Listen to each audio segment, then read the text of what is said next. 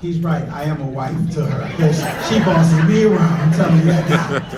That's how it goes. So, can I borrow the clicker? We just for when we're ready for the clicker and the thing up there. Just no rush. So you're right there no, now. No rush. We'll get to that. So, what's today's date? 20. What is it? 420. Well, let me start by saying hi and tell you that tonight we're going to get into the weeds of sparkling and shining. And I'm going to stir the pots a little bit. So for those of you who don't know what 420 is, let me tell you what 420 is, okay? 420, put this mic up so you can hear me. 420 is National Pot Smoking Day. It's a recognized day. So and it is an actual thing, So this morning on our news show, we killed it with puns all morning talking about this 420 thing. I'm not saying we support it or not, but it's just ironic that you would hire me or call me to come and speak on 420. I don't know what that was about, but I'm here. So, excuse me.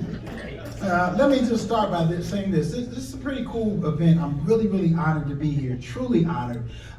It's very interesting. Any Cass Tech graduates in the house, Ms. Cargill, and anyone else, any other Cass Tech graduates, you can be acknowledged. I want to acknowledge that. Please be my Cass Tech people.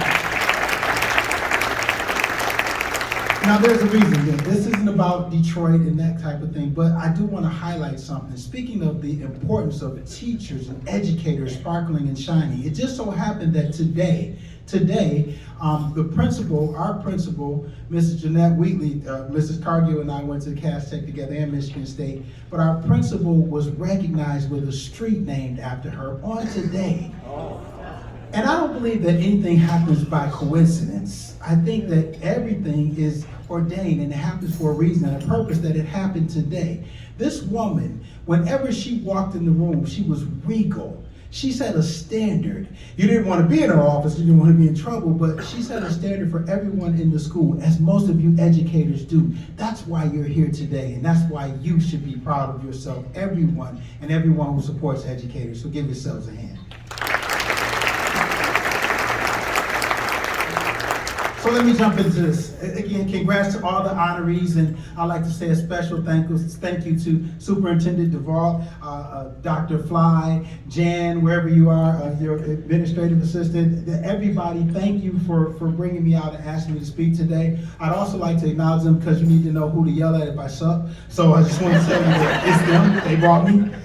So you can blame them. Since you all are educators though, I figured I'd tell you a little story. One of the things that I recently learned in the theme of education was that sometimes the best players, or the best coaches, I should say, the best coaches can sometimes be the worst players. If anybody knows who Bill Belichick is, Bill Belichick, the coach of the New England Patriots, right? So he's the coach of a Super Bowl championship football team. And he played football, but when he played for a Division III school. So he wasn't one of the best players, meaning he didn't play in like an NCAA thing, but he became one of the best coaches. Now he had the GOAT, that quarterback for him, and now we see how he is. It's a little different now, but nonetheless, shade, I'm sorry. Nonetheless, he's a great coach. He's a great coach. So this was evident to me about a month or so ago. I had the pleasure of doing some training for one of the school districts here. And in one of the many hats I wear is that, as Superintendent Duvall said, that I own a training and consulting company, Pratt International LLC, www.prattintl.org. Just in case you want to know. I can say it again later. But we facilitate training on various things as Superintendent Duvall talked about. A lot of stuff. So my background is in training, writing curriculum, and doing law enforcement work. And so I'm recognized as this bias expert. I do a lot in the area of unconscious and implicit bias. So I'm doing this training, right? I'm doing this training for a school district. I do it for bars, for banks, for any organizations, police officers. But at this time, I'm doing it for one of the school districts in the room. So I facilitated 2 4-hour training sessions with this particular school district. And as I did, it was about 50 people present in the district, in each training session. So just like I want them to learn from me, I learned from them. So here's what I need you guys to do, audience participation. On the count of 3, I need you to ask me a question. The question is, what did you learn? 1, 2, 3. What did you learn? I learned learned that teachers are much like cops, and they're like my 2 and 4-year-old kids at home. That you cannot give them a break, but because it's like herding cattle to get them to come back. They have sidebar conversations the whole time. You try to do something. You give them a tabletop exercise, they cannot focus. They won't come back. It's a hot mess. It's a hot mess, but it's no different than cops and anybody else. So I learned that they must be awesome teachers because they are horrible students. I won't say the name of the district at all. No, they did a great job. They really did. But they were a little challenging. So for the record, they ruined your break. You will get no breaks today from this because the previous class messed it up for you. Now we got this stuff out of the way. Let's get to the concept of the theme tonight. The theme. Macomb County teachers help students shine or sparkle and shine. And yes, you do. You help students sparkle and shine. But you can't make students sparkle and shine unless you first shine. So as I was preparing this post-Easter speech for this evening, I thought about sparkling and shining. And the first thing that came to my mind was a diamond. One of the most precious gems that you can think about, a diamond. A diamond is so valuable. But I thought about the process of becoming a diamond. Before you can become a diamond is actually sold, it has to be formed. It has to go through a process. So you have to go through this sparkling and shining process before it can become a diamond. So as I thought about the process, I thought about how you all became diamonds, how you sparkle and shine. And I came up with these 7 questions that kind of tell whether or not you've been properly formed in this process. Because the process requires heat, it requires pressure, it requires those things. So I'm going to ask you these questions. You don't have to answer them out loud. You can if you like, but these are questions that talk about the process. Did you know, question number 1, that there's a shortage of teachers? I bet you do, right? Did you know that teachers are often undervalued, underappreciated, and underpaid? Yes. Did you know that there are people who believe that because there are a few teachers who abuse their authority and take advantage of their position, that subsequently makes all teachers bad? Silly. Did you know that there are sick and sadistic savages that live their lives for the sole purpose of harming innocent students, teachers, and staff? Did you know that teachers are still reeling and dealing with the after effects of going from in-person teaching to internet teaching to back to in-person teaching? Did you know that teachers are expected to be educators, doctors, lawyers, therapists, social workers, miracle workers, security workers, police officers? You're expected to do everything. Did you know that teachers are still overcoming the remnants of COVID? The loss of staff, the loss of resources, the loss of love for the job, and even the loss of life for family members and friends and other teachers? It said that pressure makes diamonds, right? I'm sure that you thought of these questions and you think about, as you ponder them, that they're daunting, they're exhausting, they're overwhelming. They make you feel pressure when you think about it. If you were to have this on your mind every day when you came to school, you wouldn't come. But that's why you all sparkle and shine. So if these answers were affirmative, this means you've gone through the proper process of becoming a diamond, sparkling and shining. This is why you shine so bright. You shine so majestically, like precious diamonds. I told you the process requires heat and pressure, and there's a whole science behind it, and I definitely didn't do well in science, so I'm not going to talk about it. But there's a process. That process involves heat and pressure. It involves the things that you guys have to endure on a day-to-day basis. So if you don't think that those questions cause heat and pressure, I don't know what else does. But in order for you to know that you are a diamond, you have to know your value. Our focus is not necessarily on the formation of the diamond. Yes, we talk about the heat and the pressure, but our focus is truly on the sparkle and the shine. So for the remainder of my post-Easter speech, I want to focus on some anecdotes. Anecdotes that have made students, that have made students and you as educators sparkle and shine. Anecdotes that you do every day, but you just don't think about. You just do it because it's your job. It's your calling. It's your passion. It's who you are. You wouldn't be in this room today if it wasn't inside of you to teach. You wouldn't be recognized today. Take a look around. Some of your coworkers aren't here because of that. So these anecdotes are the reasons that you sit here at the Macomb County Outstanding Teachers Year of the Year Awards. Let me see. Let me show you guys a picture. Let's see if we can get that one to work. Let's see. Here we go. Oh, there we go. Oh yeah. Look at that. So tell me this. How do you go from this, thick glasses wearing, crooked smile having, haircut needing, fearful of my own shadow, timid child, to 12 years later, a confident, well-groomed, bold yet humble young man who believes that he can conquer the world? The short answer is a set of contacts, a haircut, some braces, prayer. Actually, I didn't have to have braces. I'm just joking. But the other part I did. And a foundation, though. A foundation laid by two of the strongest women that I ever have encountered in my life. My great-grandmother, Daisy Robinson, and my grandmother, Thelma Blackburn. And, of course, teachers. Teachers like Miss Ragland from McDowell Elementary School, who taught me the importance of being able to read and speak the English language, and how it would benefit me later in life, even if I didn't want to do it in the 6th grade.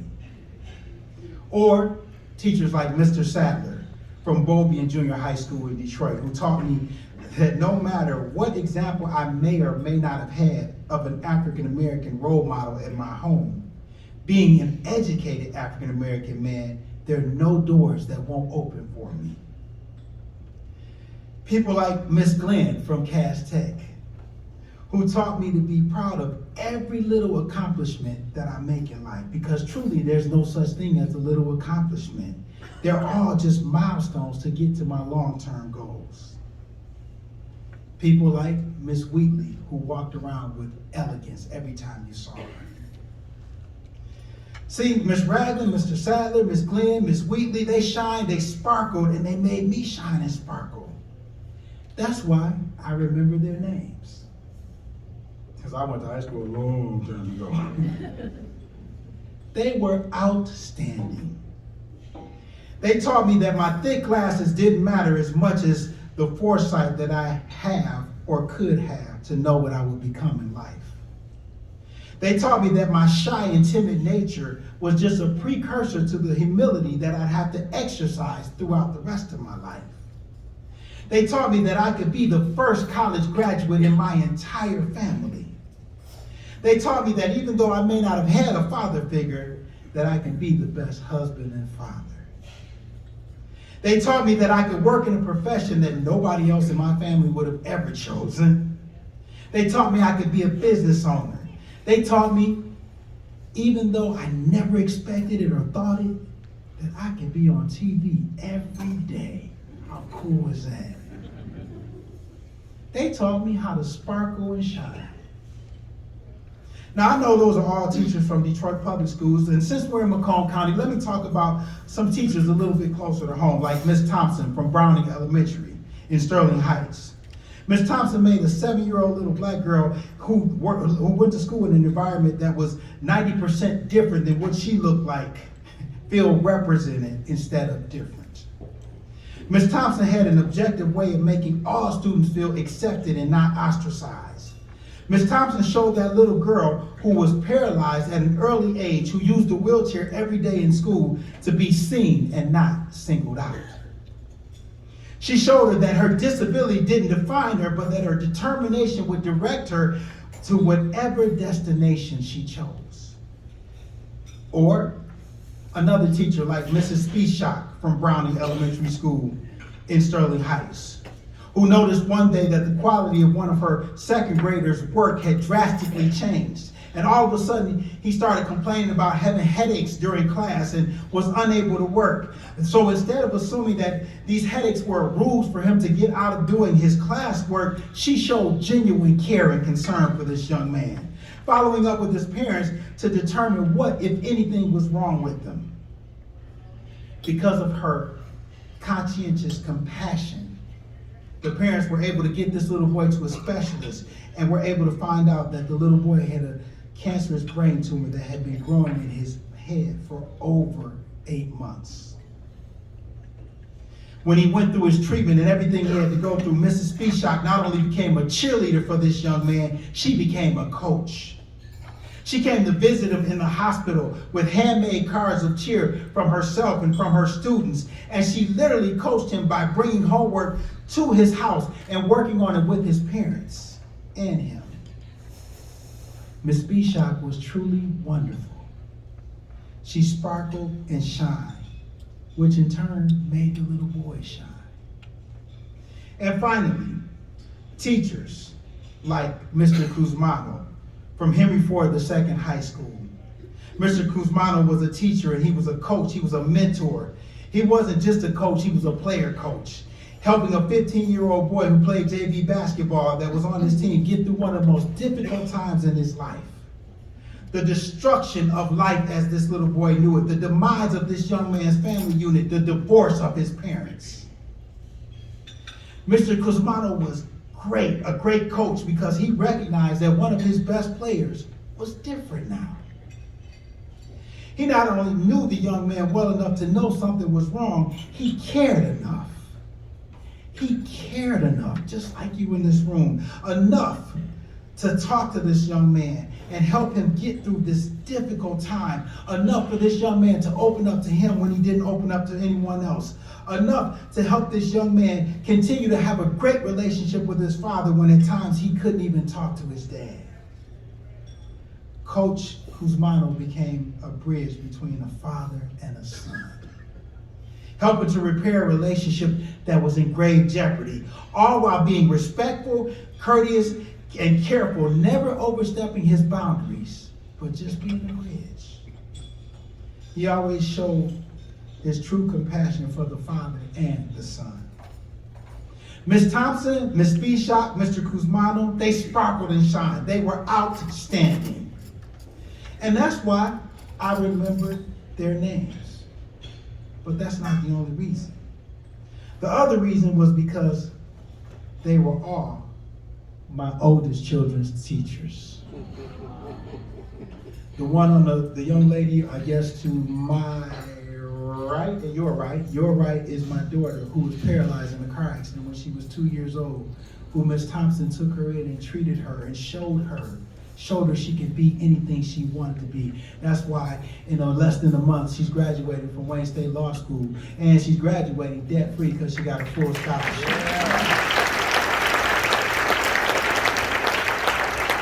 The one just next to her is my son. My daughter's name is Kayla Blackburn. The one next to her is my son, Daryl Blackburn, who was misdiagnosed for 8 months when we kept taking him back and forth to the doctor, but we initially found out because of Mrs. Spishak's diligence that something was wrong. And he ultimately had a cancerous brain tumor, lost sight in his eye, and had to go through chemotherapy and everything. And Mrs. Spishak was right there the entire time. He missed so much school, but didn't miss going to the next grade and any educational value. The one next to him is my oldest son, who struggled with his mom and dad going through a divorce. See, I believe this, guys. I believe vulnerability creates visibility for others to see their own capability. That's why I stand in front of you vulnerable, so we can help each other. Because that's sometimes what we have to do for students, for staff, for people. So, every day, you all go to work. Oh, the rest of those are my other kids and my beautiful wife. I'm sorry. I love her. Remember, I don't want no problem when I get home. That's my wife, and the one at the top right is my 18-year-old son, and those two little guys. Yes, my oldest is 30, will be 30, and my youngest is 2. Who does that? I'm so happy to be here. I'm staying so they can go to sleep by the time I get home. Don't y'all tell on me, snitches get stitches. It's my beautiful family up there. But every day you all go to work. You go to work to do your job. But to students, you are shaping their lives. A diamond reflects light based on the value, and the clarity determines the value of the diamond. Tonight, you all are diamonds shining bright. So bright, you never know the impact that you have on these students' lives. So I say thank you, I salute you, I appreciate you, and I'm honored to be here with you guys. Thank you for allowing me to share a little bit of who I am to encourage you today. Thank you guys.